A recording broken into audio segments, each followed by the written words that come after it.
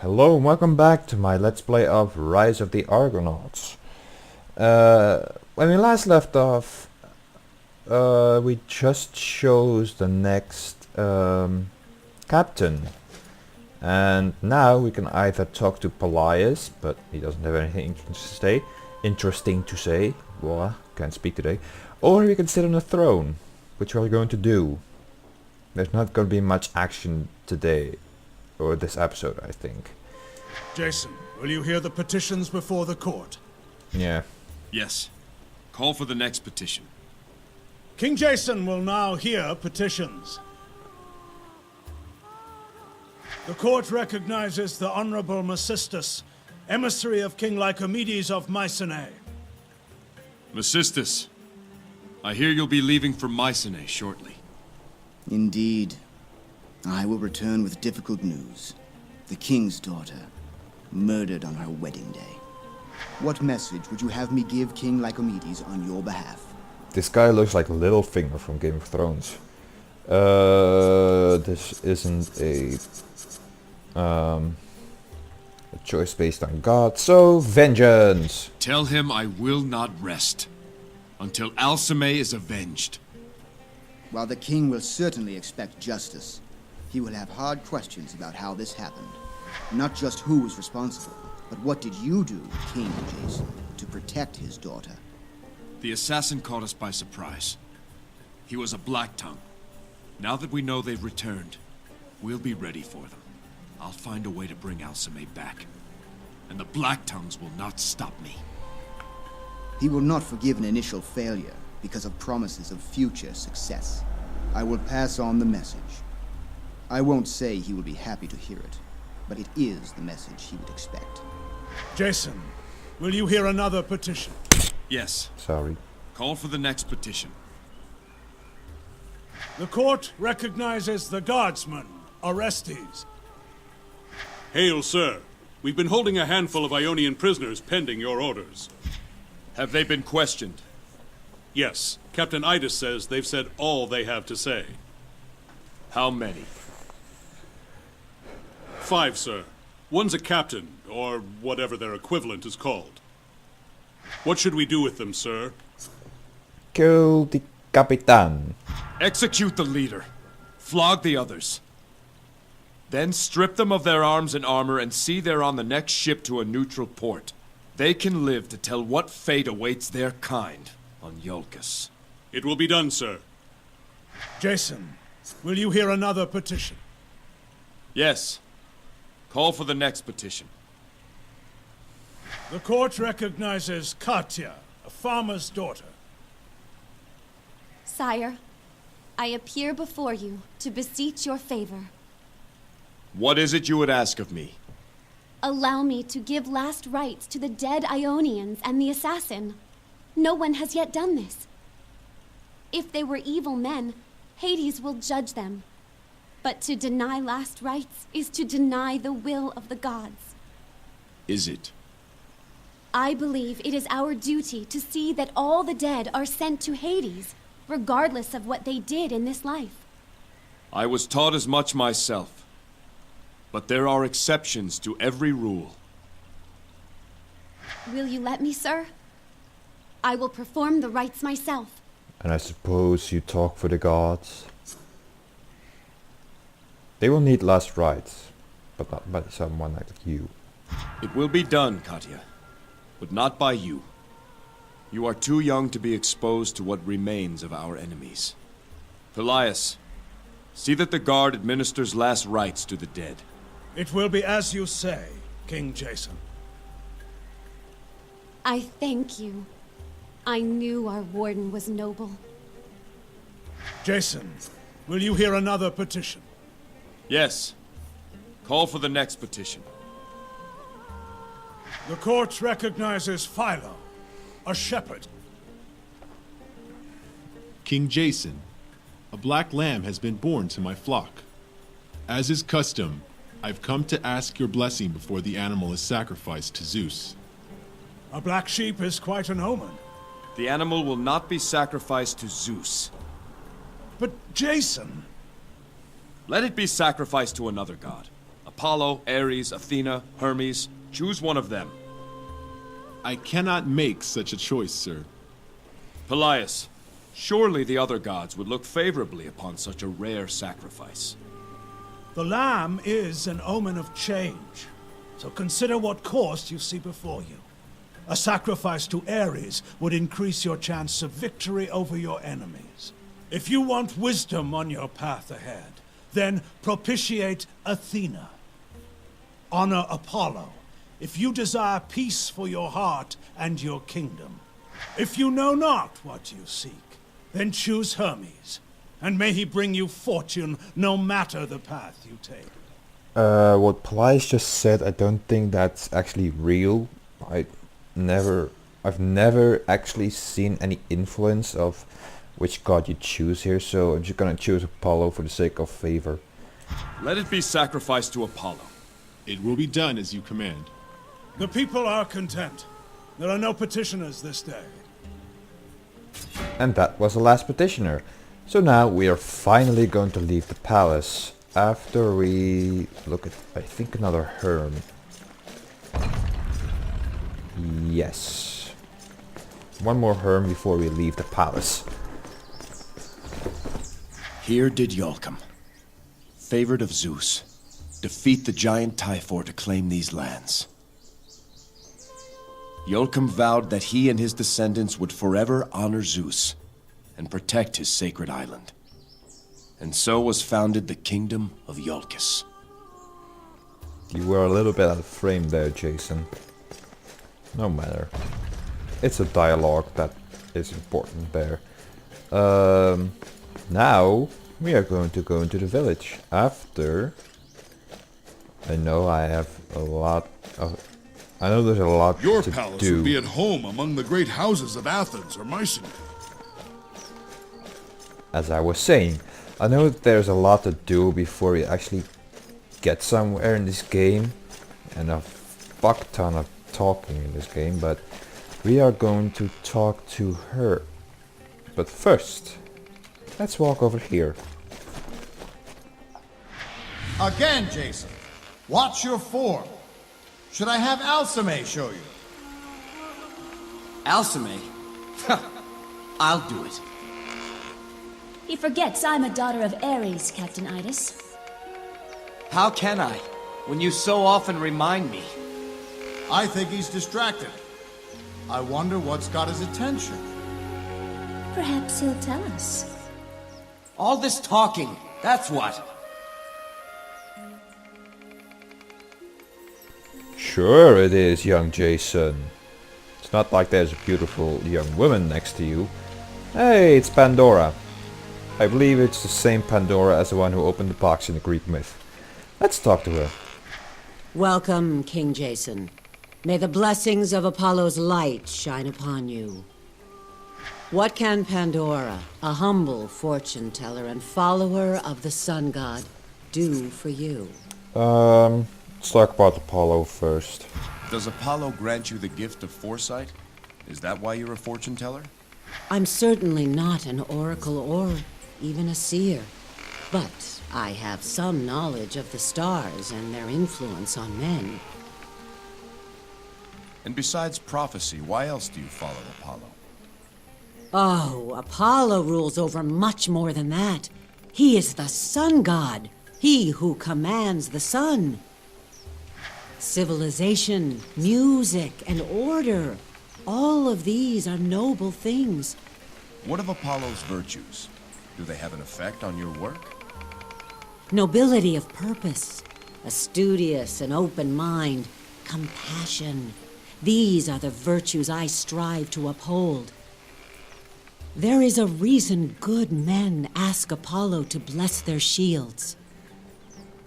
He favors those whose purpose is true and who fight only to defend what's noble and right. So that's done. Now let's talk about fortune, which is a little sort of mini game-ish thing. I can't really explain it well. You'll just have to see. What type of fortunes do you tell? I ask a person questions about their relationships with their fellow man. Then I interpret their responses and align them with the constellations of the stars. Let's see what fortune you can see. A man's most difficult choices involve the relationships he has with others.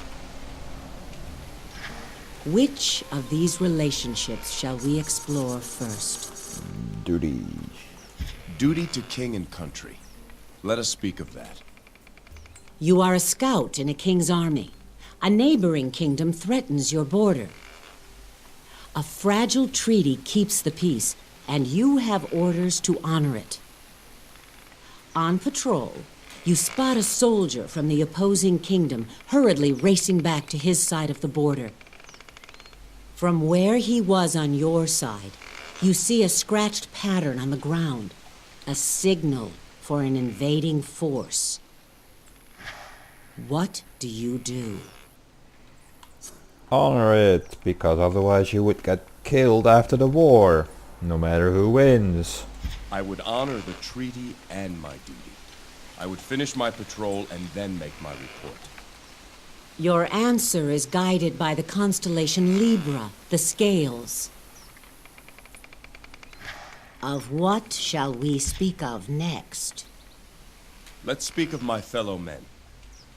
You are a shepherd. You suspect a neighbor who is neither kin nor friend of opening your gate and grazing his flocks on your land. This shepherd's pastures lie between yours and the great forest. The wolves have been emerging from the forest in force this year and have claimed many of his flock. The wolves have spared your sheep while they grow fat on his. What do you do? I'd recognize that I benefit at his expense. He serves as a buffer between my sheep and the wolves. I would suggest that we work together to solve the problem. I feel the sway of the constellation Libra, the scales, in your answer. Of what shall we speak of next? I couldn't have said it better than how Jason said it then. So let's go ahead and continue with the last two. Speak of friendship, the bonds between comrades. You are a poor guard, as is your closest friend. You learn that someone has stolen the devotional offerings from the local temple. You discover it was your friend who did this. His wife is very sick and requires medicine he cannot afford. He offers to split the money with you if you keep his secret. A large reward and a likely promotion await you if you arrest him. What do you do? I've always hated this one. My heart is saying to let him keep it all. But I'm not gonna split the money, that's just... no. So I'm going to go against every single fiber of my being and return it anonymously. I think that's the best option because... well, that way they have the offerings back, but my friend wouldn't get arrested or something. And I wouldn't get that promotion because I would have to arrest him, so let's just return it anonymously. I would allow my friend to spend only what was needed to acquire the medicine. Then, I would anonymously return the rest. Here I sense the stars of the constellation Pygmalion, the sculptor, in your response. Now we have only the matter of family to discuss. Two suitors vie for your daughter's hand. One is a prince who will lift your entire family in stature and wealth, but your daughter doesn't love him. The other is a lowly farmer whose land is poor, but whose heart is rich with your daughter's love. If she marries the prince, there will be peace for 100 years, but she will live a short and unhappy life. If she marries the farmer, she will live long and happily, but the land will be plunged into brutal warfare. To whom do you give your blessing? That last choice was actually... I'd never picked the return it anonymous option, but that's actually the one I would do myself. And for this one, I would just let her choose, because it... Yes, I'm her father, but... In my opinion, everyone should choose for themselves who they marry/love. I would give my blessing to whomever my daughter chooses as her husband. I would trust in her judgment and support her happiness. In this matter, your answer aligns with the constellation Pygmalion, the sculptor. So, Pandora, what fortune do you read in my responses? For you, duty is not a matter of choice or condition. It is an absolute and has no room for interpretation. In society, the common good is the highest goal.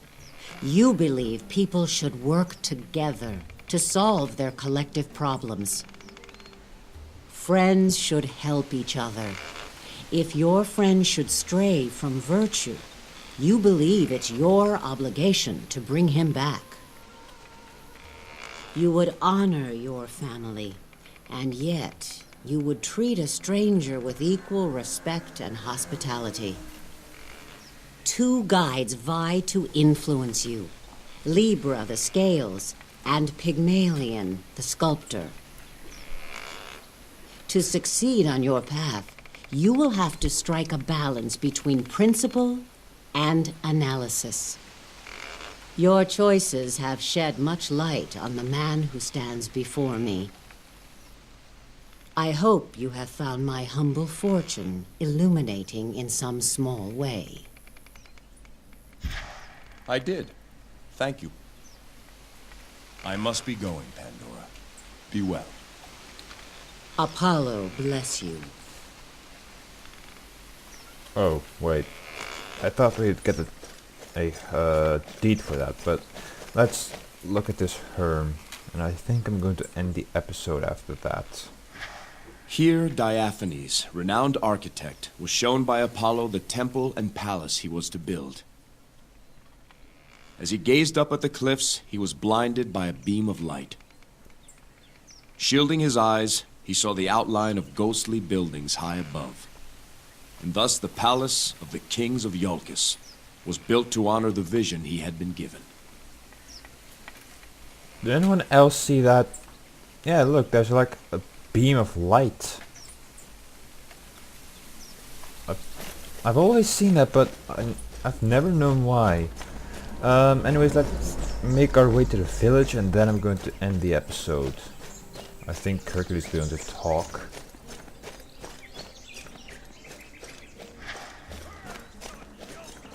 Or not.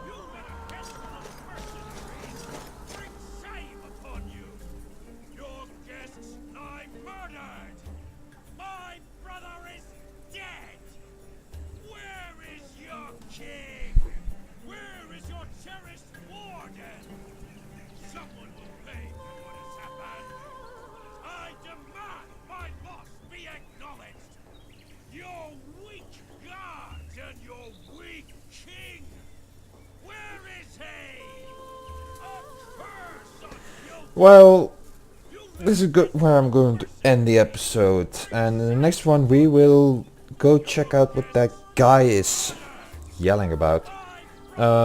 So thank you all so much for watching. My name is Zethos, and I'm signing off, I guess.